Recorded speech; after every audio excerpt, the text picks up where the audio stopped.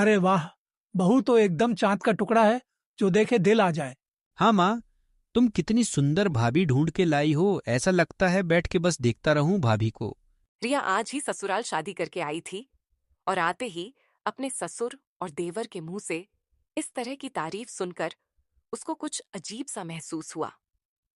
उसने दिल ही दिल में सोचा, अजीब थर की किस्म के बाप बेटे हैं, बिल्कुल भी शर्म नहीं है इनमें। इतने लोगों के सामने कैसे बेहुदा बातें कर रहे हैं। भला बहू की भी कोई इस तरह से तारीफ करता है? मान मर्यादा का कोई ख्याल नहीं। अभी रिया ये सब सोच ही रही थी, तभी उसका नंदोई बोलता है। अरे साले साहब, इतनी सुंदर पत्नी मिली है आपको। अब तो आपके मजे ही मजे हैं। आपको तो खूब मजा आने वाला है। आज तो वैसे भी आपकी सुहागरात है। कुछ देर बाद रिया अपने कमरे में अकेली बैठी होती है और मन ही मन सोचती है, हाय भगवान, ये किन लोगों के बीच आ गई हूं मैं। यहाँ सबके अंदर इतना ठरकपन भरा हुआ है। कैसी कैसी बातें कर रहे हैं, ना कोई शर्म ना लिहाज। इनको अपनी इज्जत की जरा परवाह नहीं है। अगले दिन रिया रसोई में खाना बना रही होती है।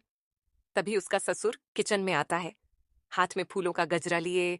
अरे बहू, सुबह बाजार गया था, ताजे फूलों के गजरे मिल रहे थे तो तुम्हारा ख्याल आया। ये तुम्हारी सुंदरता में चार चांद लगा देंगे, जल्दी से पहन लो। ससुर की बात सुनकर रिया का दिमाग घूम जाता है।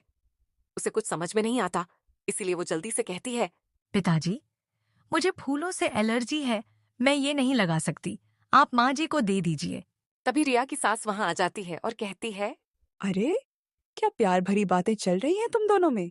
चलो जाओ जी यहाँ से, मुझे खाना बनाने में बहू की मदद करने दो। अरे बहू, चल जल्दी जल्दी खाना बना ले, वरना इतनी गर्मी में काम करेगी तो और हॉट हो जाएगी। पहले ही कोई कम पटाखा है क्या तू? सास की बात सुनकर रिया उनको देखती रह जाती है और सोचती है, अरे, मैं तो समझ रही थी कि बस आदमी ही ठरकी है यहाँ, पर ये तो उनसे भी बड़ी ठरकी निकली। इन सब के ठरकपन का क्या कारण हो सकता है, भगवान ही जाने। कुछ दिन गुजरते हैं, पर उस घर के लोगों में कोई बदलाव नहीं आता, बल्कि अब तो धीरे धीरे वो लोग रिया से और ज्यादा फरी होने की कोशिश करने लगे थे। एक दिन रिया और उसकी ननद साज सामान खरीदने गए हुए थे। तभी एक लड़के को देखकर उसकी ननद रिया से बोलती है, हाय भाभी, देखो तो क्या मस्त हॉट लड़का है, कितना हैंडसम लग रहा है। इसको पटाऊं क्या? दीदी, कैसी बात कर रही हो? कुछ तो शर्म करो, जीजा जी सुनेंगे तो क्या कहेंगे। क्या ही कहेंगे, छोड़ो उन्हें। और अच्छी चीज की तारीफ करने में बुराई क्या है। खैर छोड़ो, आप नहीं समझोगी। एक दिन रिया घर की सफाई कर रही होती है।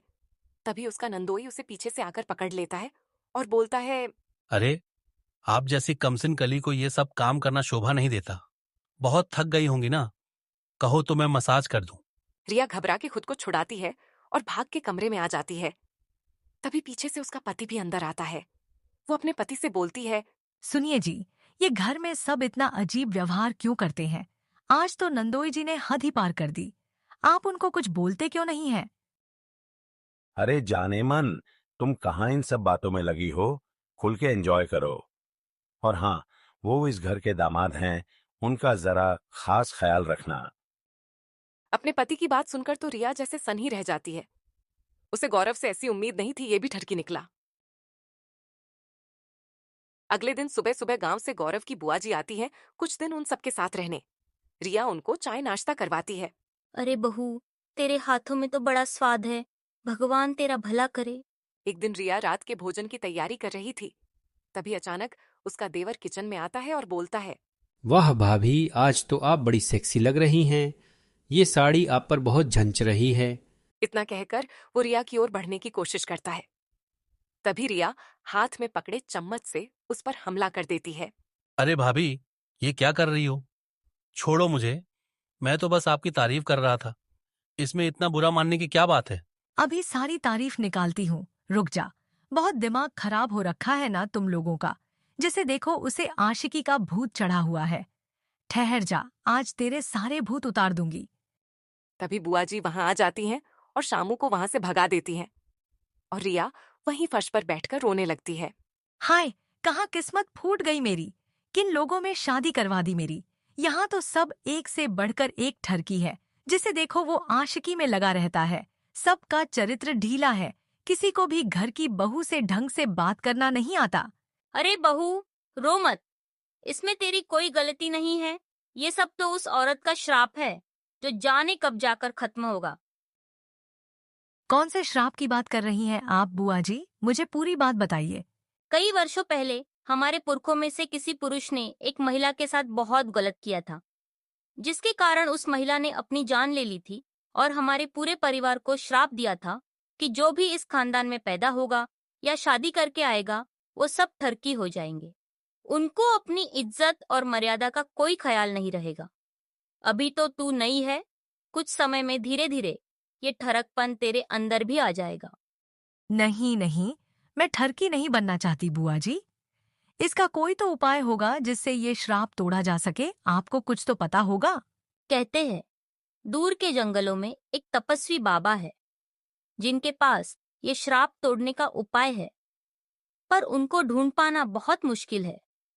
तुम्हें उन जंगलों में अकेले ही जाना होगा, क्योंकि इस परिवार में तुम्हारे सिवा बाकी सब ठरकी बन चुके हैं, तो कोई भी वहां नहीं जाएगा। अगले ही दिन सुबह सुबह रिया जंगल की ओर निकल जाती है। उसने पूरी तरह दृढ़ निश्चय कर लिया था कि वो साधु बाबा को ढूंढ कर ही लौटेगी और वो कभी ठरकी नहीं बनेगी। बहुत लंबे समय तक जंगल में खाक छानने के बाद और मुश्किल परिस्थितियों से गुजरकर आखिरकार रिया को साधु बाबा मिल ही जाते हैं। वो उनके सामने जाकर हाथ जोड़कर विनम्रता से उनको सारी बात बताती है और अपनी मुश्किल समझाती है। बेटी, मैं तुम्हारी कठिनाई अच्छे से समझ गया और तुम मुझे ढूंढ पाई। इससे तुम्हारी लगन का भी पता चलता है। मैं तुम्हारी सहायता जरूर करूंगा। मुझे अपने साथ घर ले चलो, मैं कुछ उपाय करूंगा जिससे श्राप हमेशा के लिए खत्म हो जाएगा। रिया साधु बाबा के साथ घर पहुंचती है। साधु को देखकर घर वाले खुश नहीं होते और उनको चले जाने को कहते हैं, पर रिया उन सबको एक कमरे में बंद कर देती है ताकि साधु बाबा आराम से अपना काम कर सकें। उस महिला की आत्मा की शांति के लिए साधु बाबा यज्ञ करते हैं और रिया को एक पुड़िया देते हैं और कहते हैं, बेटी, खीर बनाकर उसमें यह पुड़िया मिला दो और अपने परिवार के सभी सदस्यों को खिलाओ। इससे उनमें से ठरकपन हमेशा के लिए निकल जाएगा। रिया वैसा ही करती है। जल्दी जल्दी स्वादिष्ट भोजन बनाती है और खीर भी बनाती है जिसमें उसने साधु बाबा की दी हुई पुड़िया मिलाई थी। फिर पूरे परिवार को खाने के लिए बुलाती है।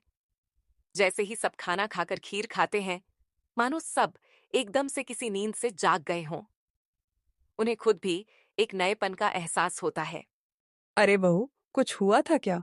बड़ा अजीब सा लग रहा है, जैसे हम किसी नींद से जागे हैं। रिया उनको सारी बात बताती है कि किस तरह वो लोग हर वक्त ठरकपन की बातें किया करते थे, उसको कितना परेशान करते थे और किस श्राप के कारण ये सब हुआ था। अरे बहू, मुझे माफ कर दो। मुझे तो एहसास ही नहीं था कि मैं क्या कर रहा हूं।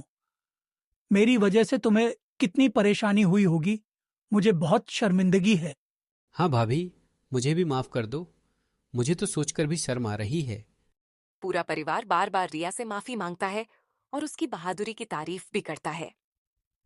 इधर रिया भी अब चैन की सांस लेती है, वरना उसका जीना तो मुश्किल होता जा रहा था। गौरव उसके पास आता है और बोलता है, रिया, मैं बहुत शर्मिंदा हूं अपने व्यवहार के लिए। तुम इस घर में मेरे भरोसे पर आई हो।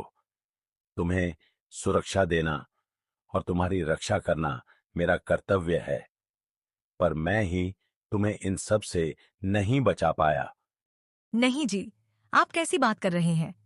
आपको तो खुद इस बात का एहसास नहीं था। उस श्राप की वजह से था। आप फिक्र मत कीजिए, मैं बिल्कुल ठीक हूँ। भगवान की कृपा से सब समय पे ठीक हो गया, कोई अनहोनी होने से पहले।